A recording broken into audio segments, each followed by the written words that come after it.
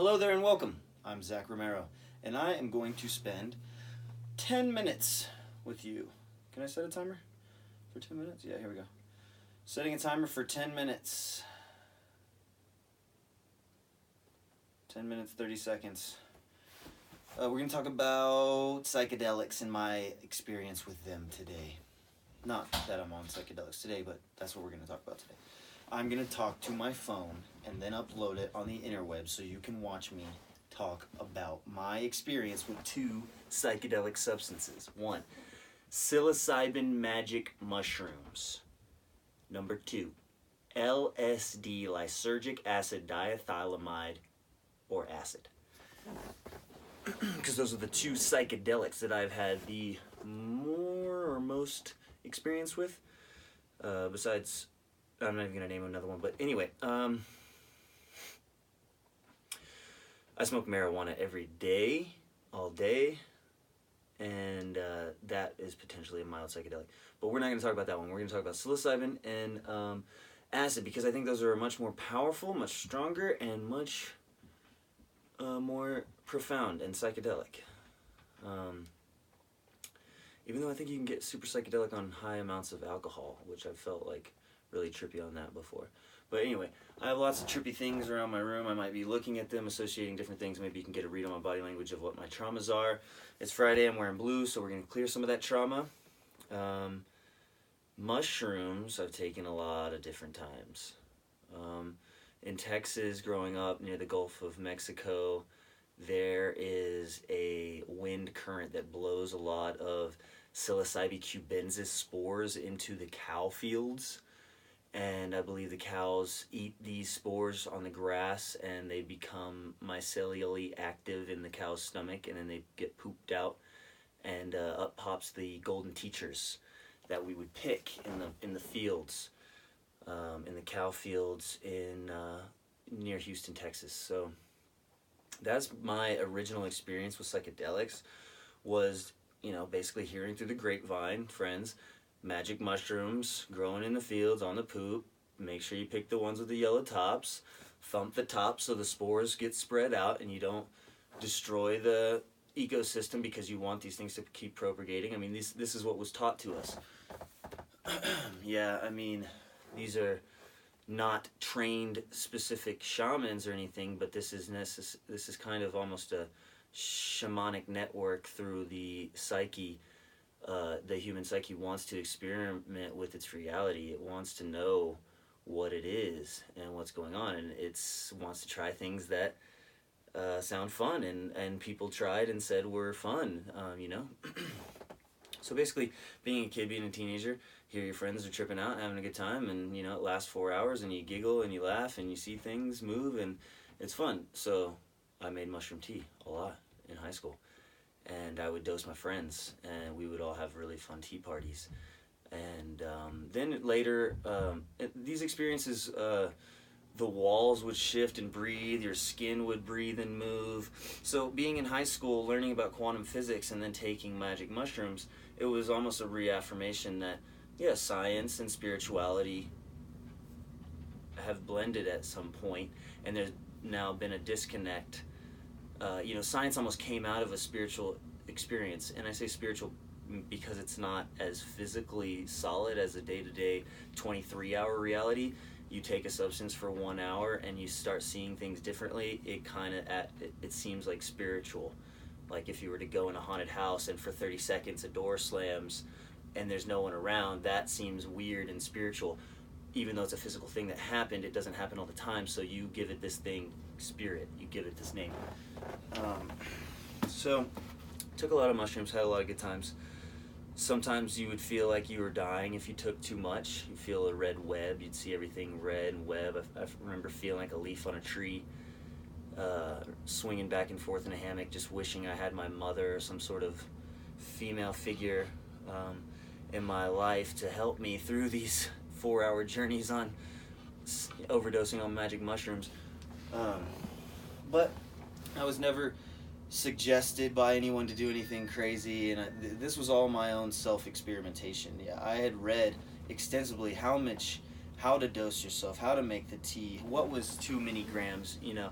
what, reading Terrence McKenna, reading Erowid.org, and finding out all your, psychonauts information. It was highly researched. Is my timer going off already? No, I got 5 minutes. So yeah, it was done as well as it could be done as a self-experimenter, as a smart kid who didn't want to hurt himself, as somebody who just wanted to see what was going on.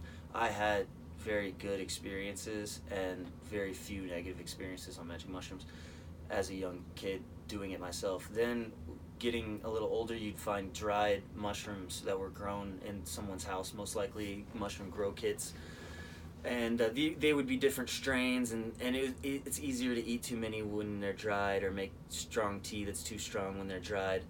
But either way, I remember taking them regularly and, just meditating in a nice room similar to this, and just, almost feeling like I was all spores, and seeing Jesus's face, and just magnificent experiences all alone, not being suggested by anything or anyone, and just very self-exploratory, and also just self-confidence building, I believe, and potentially just, who knows, just self-exploration at its most with a substance. Was it good or bad? I don't think there is such a thing as good or bad. I think it's all a test of love. So, on to LSD. So LSD lasts a little bit longer. It feels a little bit more crisp and clean, not like sludgy or blurry like mushrooms can get. Mushrooms are everything's very big, everything's really small. With acid, you can get, with me, you get really focused. You could drink all the alcohol, do all the drugs, feel like Superman, last for a really long time. It can get very funny. You can go into laughing fits and hysteria. The walls move and breathe. But for me, I like to microdose with LSD. In my experience, it's it's easy to take too much. One hit for me is very strong, usually, and that's probably about 250 to 400 micrograms. If I take less, maybe 50 micrograms, it's nice. It's like being really stoned on marijuana. And these numbers could be very skewed. I'm not an expert in this. This is just general, what's coming off the top of my head in this intuitive talk. But overall, good experiences with LSD. Usually it's harder to take the LSD than it is to shrooms. There's this anxiety behind taking LSD for some reason with me. But whenever I do it, I always feel fine, and I can handle myself. And it usually just makes me, all psychedelics in general, these two, make me feel a little bit vulnerable emotionally and physically. So there's this point of surrender that you have to reach where you're just like, okay, I understand that this is potentially the substance that's making me feel like this. So you go into meditative techniques, breathing techniques, which I think, it's almost a forceful activation of your vagus nerve, or whatever you want to call it, controlling of the vagus nerve, or whatever. So if you're having a hard time slowing down, going into deep meditation, it's tough for you to meditate, for 5 minutes every day, sober. Sometimes taking a dose of psychedelics forces you to meditate for like 12 hours. And yeah, you're going to go through some thoughts or some really intense visuals, closed eye visuals, where you're seeing things very clearly, experiencing them, feeling them, smelling them, hearing them, tasting them, touching them. It's easy. It enlivens the imagination. Psychedelics enhance the imagination. I think they make you more sensitive to the way things make you feel about them and your relation to them. And overall, they can be used medicinally, because I believe that they are naturally derived, especially magic mushrooms. So yeah, I think that's my opinion on psychedelics. I've talked for a little bit. I don't think everybody should just go do them like willy-nilly. Definitely start very low doses. You can take 1/4 gram of dried mushrooms. You can take a sip of shroom tea. You can take a tiny piece, like 1/4 hit of acid, or 1/3 of a a blotter paper hit of LSD. But, you know, make sure you know whatever drugs that you're going to try, somebody else has already tried them. And so you know they're good. And, or just go for it with an open mind and know that, like, we're all here to help, and there is no good or bad. It's all a test of love. And that's my opinion for now. Thank you very much.